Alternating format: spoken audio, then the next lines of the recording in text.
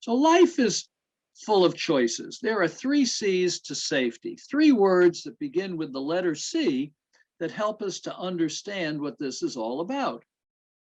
Life is full of choices. Lucy says that. Here's an example of choices. Here's a flammables cabinet.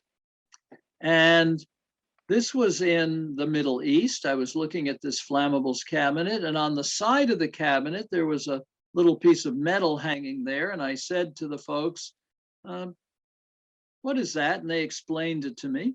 And I said, well, what else does it do? And they said, what do you mean? And I said, oh, this is probably a language issue. English is not the native language. So I said to myself, I'll ask it differently. I said, what's its second purpose?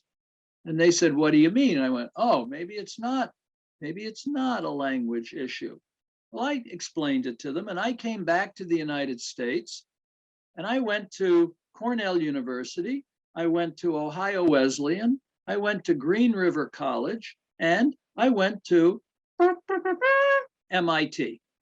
And I asked 100 folks, what is this and what's its second purpose? Only 50% knew that it's used to hold the door open. And there's this little metal post up here. Let's see, right up there. And this hole goes over that metal post and it holds the door open. And zero out of 100 knew that this is a safety device called a fusible link, and it's designed to melt at 165 degrees Celsius. So the door will close automatically on a spring-loaded door, and it's a safety device. Well, life is full of choices.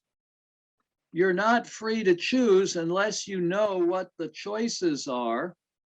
And so they weren't really free to choose. Now, if you choose to throw it at me, I'm going to pound you right into the ground. And if you don't, your head will be spared, because he's got this snowball that he's thinking of throwing at her.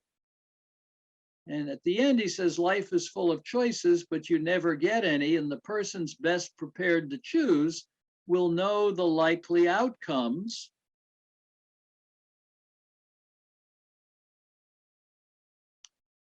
It turns out that that piece of metal broke at this company, and they replaced it with one that they machined out of aluminum. Because they didn't understand what it was, they completely defeated the safety purpose of it. Life is full of choices, and choices have consequences.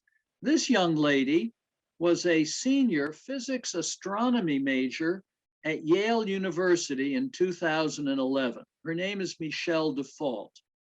And she was working alone at 2 in the morning in the chemistry department machine shop by herself.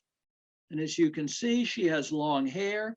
It was tied back in a ponytail, and it got caught in the lathe that she was using, and she was killed. What does it take to convince people to care? How do we convince people to care? And I believe part of the answer is having a really good safety program with all of those elements done to the very best of your ability.